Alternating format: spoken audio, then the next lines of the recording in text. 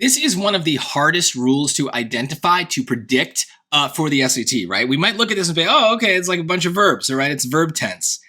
But remember, there's 3 verb tense rules, and knowing which one we're dealing with could make a big difference in how we think about it and whether we fall for traps. So we got to try to get a little bit more specific here. Now, the first thing I always look for is, can I classify the verbs as singular or plural? Well, I can for D, right? That's a plural verb. It's not rains, which is singular, so maybe. But none of the others really have that property, right? It's not like to rain can't be two rains. We can't swap in the singulars and plurals. So that agreement rule doesn't really matter here. It also doesn't seem like it's about the actual timing of the events, the past, present, or future tenses. This is that rule that I call the to and ing rule. And that's a made up thing because that's just kind of what I see when that rule applies, right? We have a to, we have an ing, so those things matter. And this rule is really about the structure of the sentence. So it's important to listen to how the sentence sounds. You might be able to hear the right answer, but there are some subtle things that they might do. And by focusing on the structure, I'm now hoping that I don't fall for those traps. So let's see what we got here. We're really just looking here and we're trying to think, how does the sentence get built? So let's just read it. Maybe we'll read a choice in there if one feels right. These spherical bits of glass form when asteroids collide with the planet, ejecting bits of molten rock into the atmosphere that, after cooling and solidifying into glass, rain back onto Mars's surface. So I hear it. I hear that that's going to be right. So let's be clear about why.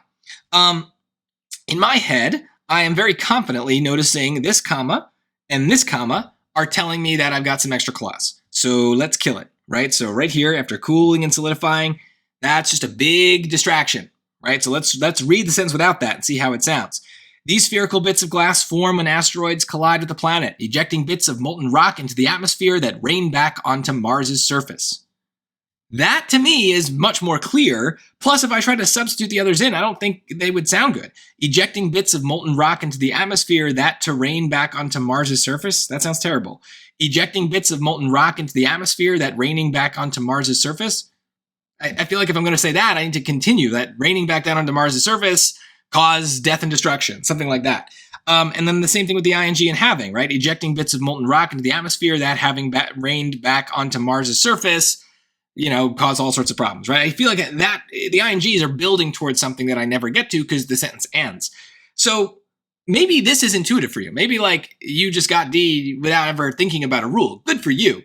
But that won't always be the case. And so the more you can kind of identify a rule, the less likely you'll fall for a trap. Even if that only happens like 5% of the time, that's too often. You need to get every grammar question right consistently to earn a top score, and you can't afford any mistakes. And so the more you think about rules, the less likely something's going to slip by.